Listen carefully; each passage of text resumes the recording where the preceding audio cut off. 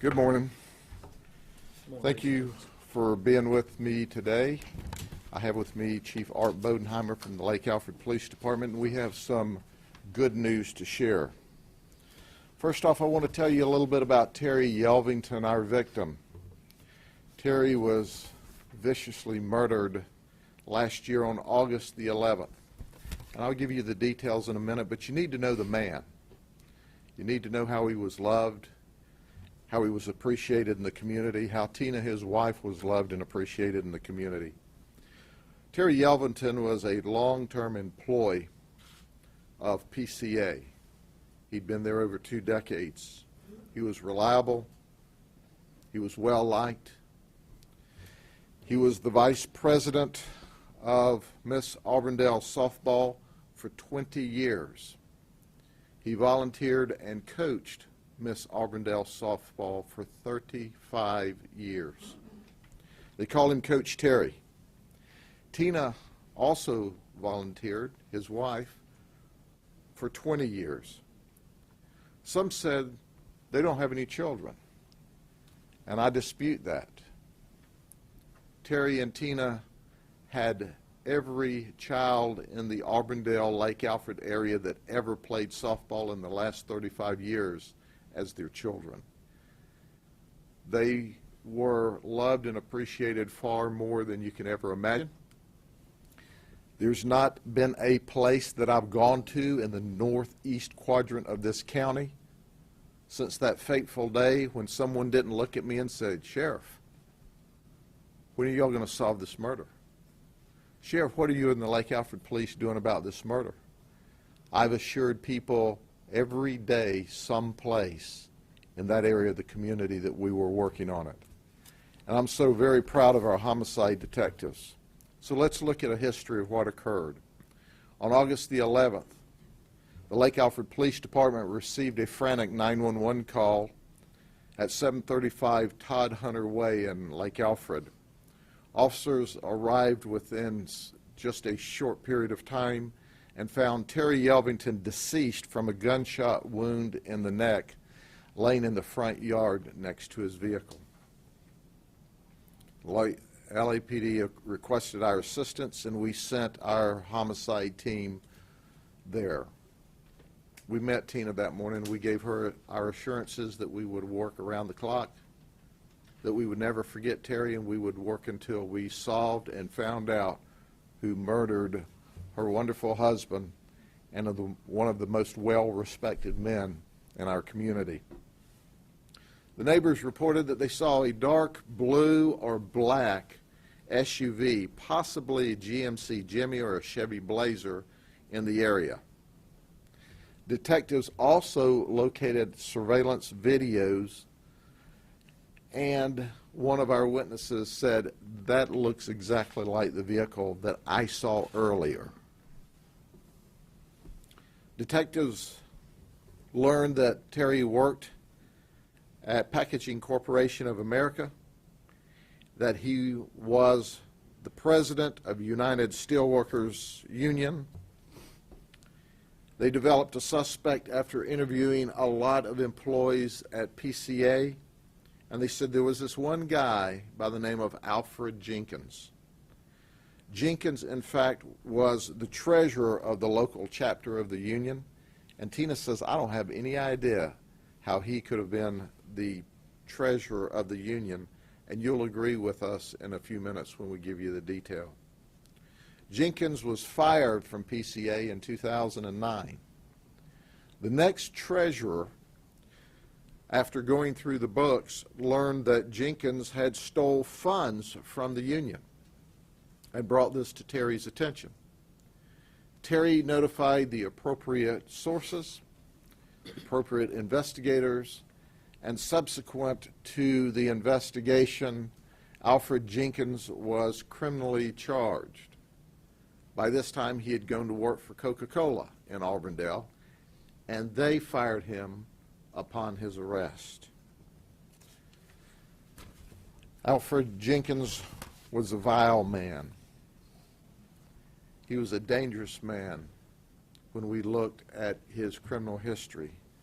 Detectives followed up and developed significant information which allowed them to serve a search warrant at his current residence at the time, which was 2216 Avenue B Southwest in Winter Haven. And he was arrested for 3 counts of petty theft and possession of cannabis. We not yet had enough information for a homicide arrest. Records were discovered during that search warrant where Jenkins actually wrote that there was bad blood between him and Yelvington. As detectives were solidifying their murder case against Alfred Jenkins, and we had a lot of evidence and a lot of circumstantial evidence that we put together, detectives learned on the 14th of January of a confidential source who asked to speak with our homicide team and related information that only either the murderer or someone who talked to the murderer would know. The confidential source said, yeah, Alfred Jenkins told me. He says, they've got pictures of my car in the area. He said to the source that he had 3 guns, to include a .380 caliber handgun, which he had cleaned. He said, you know, there was a struggle in the garage over money. I went there to collect some money. And during the struggle, I blacked out. And he said, I had my phone with me. Do you reckon that's a problem? All the information and much more that we're not revealing today corroborated exactly the circumstances and the evidence our homicide team had put together. Detectives obtained an arrest warrant for Alfred Jenkins. We went to his new residence where he was staying with a girlfriend at 895 13th Court Northeast in Winter Haven, and we arrested him.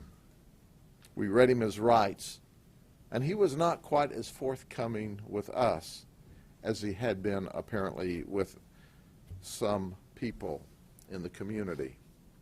We executed a search warrant at another residence, and we found .380 ammunition, the same brand, the same exact type that was used to murder Terry. So he's been charged with first-degree murder, robbery, possession of a firearm by a convicted felon, and tampering with evidence. But for just a moment, let's look at our suspect. Let's look at who he is. Let's understand that there are those in the community, I would say not many, but those in the community that are getting some voices about, oh, we're just too hard on criminals. They can change their ways. Well, I can tell you Alfred Jenkins started with possession of heroin and possession of marijuana. You know that minor drug? Possession of stolen property, burglary and larceny, possession of marijuana and resisting between 81 and 83 in New Jersey. Then he went out to California. Hey, he's going to turn over a new leaf. Not. 1986, 4 counts of burglary. 1986, robbery. 1989, grand theft.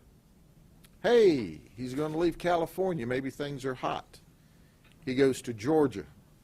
1992, armed robbery, burglary, and theft. 1992, felony theft. 1993, violation of probation. 1993, flight to escape.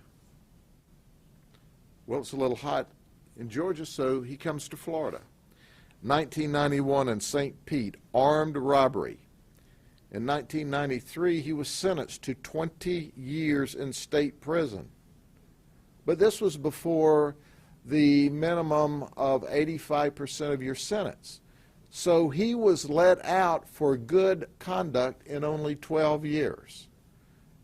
After that lengthy record, he was let out on an armed robbery charge after serving just over 50% of his sentence.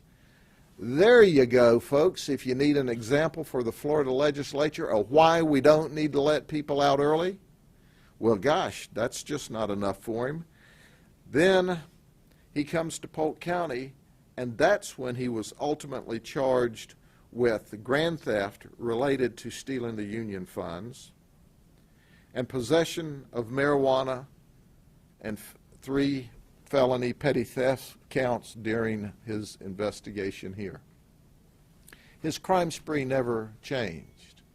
He seethed for 5 years before killing Terry Yelvington, but that's exactly what he did. So, if you want to see evil in the flesh, there he is. This is a man who seethed for 5 years, who is going to get even with that Terry Yelvington, who was only doing the right thing, looking out for the union's money, and bringing a criminal to justice. Ladies and gentlemen, anybody that will rob you, anybody that will steal from you, anybody will have this kind of violent past can be capable of murder, even though the do-gooders don't think so.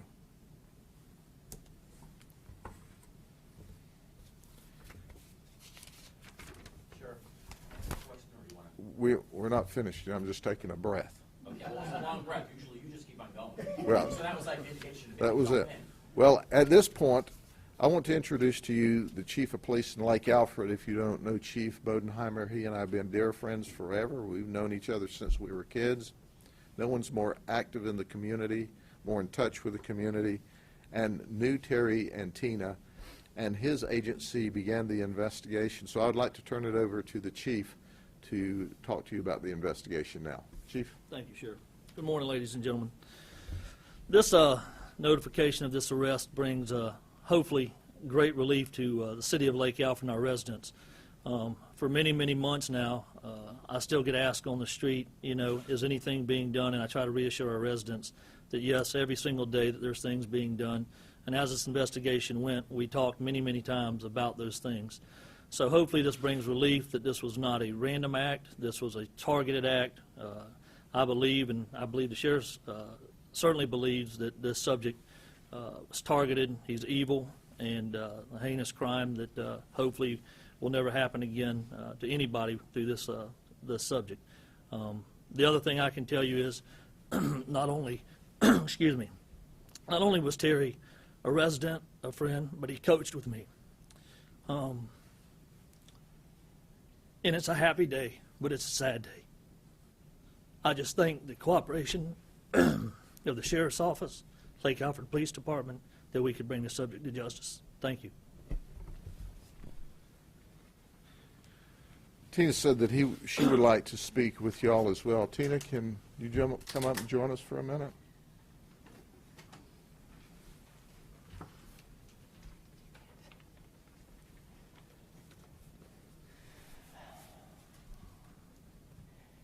I want to extend my thanks to Polk County Sheriff's Office and the detectives who spent countless hours seeking justice for my husband, his family, and me.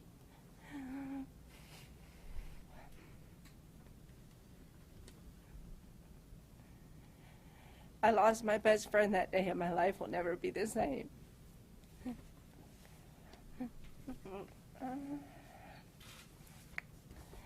Terry was a great man. He mentored many young ladies for over 30 years as he coached, guided, and loved each one.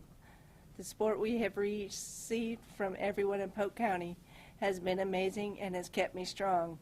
Thank you to my employer, Public Supermarkets, and those in the softball community who have kept Terry's memory alive. I am eternally grateful.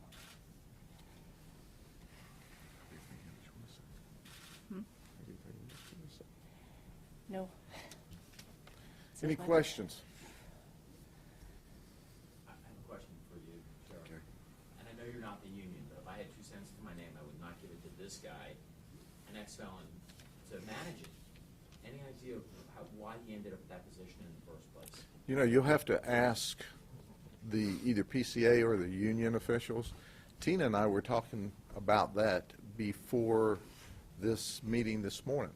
We said, Tina, do you have any idea?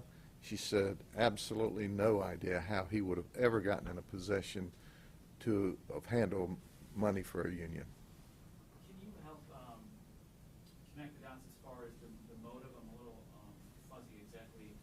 why you think he wanted to kill Mr. Yelvington? Well, it's abundantly clear.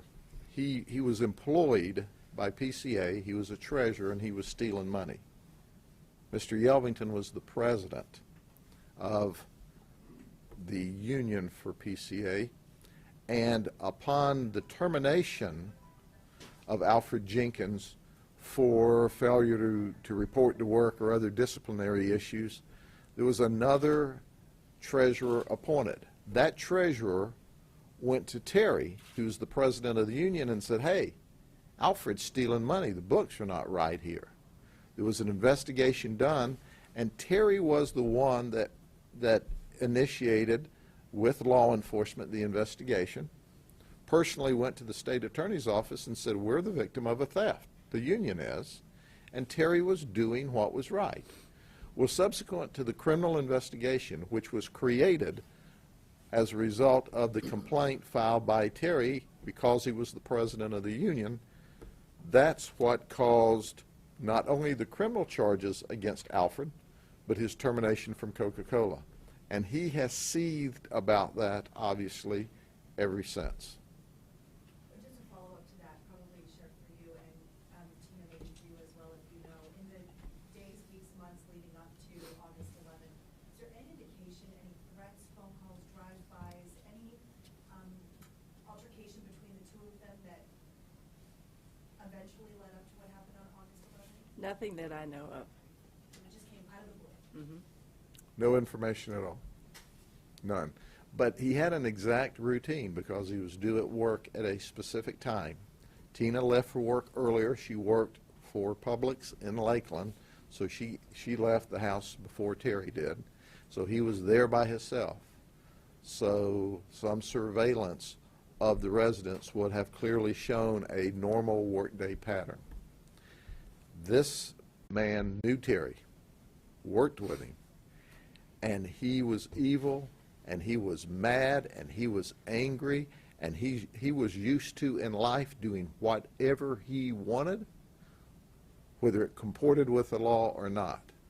And he saw Terry as messing his deal up. Can you clarify also on the fraud, was he ever arrested and charged for that? Yes, he was.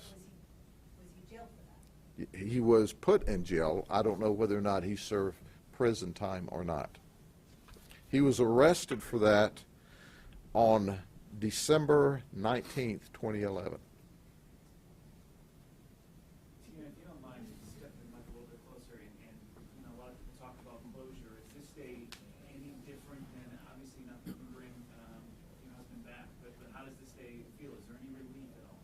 It gives me some relief knowing that somebody is in jail for this. It doesn't give me the answers I want, the why, and all that, but it does help me knowing that somebody is now in jail for what they did to my husband. Has this haunted you every day? Yes. I just pushed forward as my husband would expect me to. Ma'am, what would you like to see happen to this man for what he did? I want him in jail for life. For life, not death? That's a little hard because my faith that, this is the second time my family's been through this. Me personally, I would like the same thing done to him that he did to my husband. But I don't want him back out. I don't want him to do this to anybody else who knows who else he has, is upset about. But you take one of the best men in Polk County, one of the most well-supported, never met a stranger guy, and you do this to him, you need something done to you. What do you mean by this is the second time this has happened to you? In my family, we've also had the preacher and his wife in North Florida that were murdered. That was also in my family. It's my sister-in-law's husband's parents.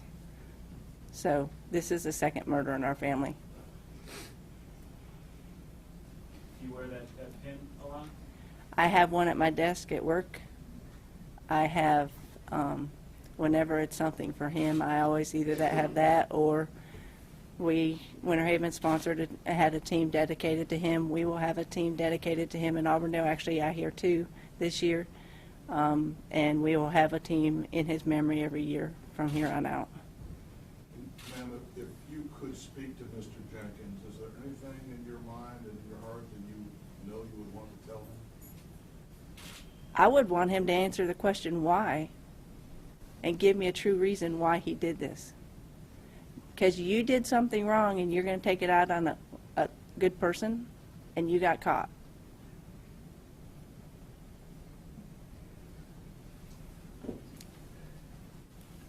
Any other questions? Although there's some hesitancy on her part to say that, he needs the death penalty. He needs to serve the ultimate penalty. He needs to die for killing Terry Yelvington, who was a stellar member of this community. If the rest of this community, this state, and this nation would do and give back to the community like Terry and Tina Yelvington, this community, as good as it is, as great as this community is, as good as this country is, would be so much better.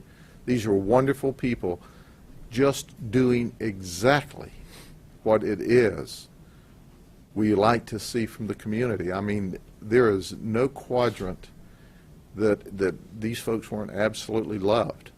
And they were viciously murdered because this evil in the flesh was mad because he was brought to justice for stealing. And Terry had the intestinal fortitude to do what was right. Well, that was not unusual. Terry did what was right his entire life.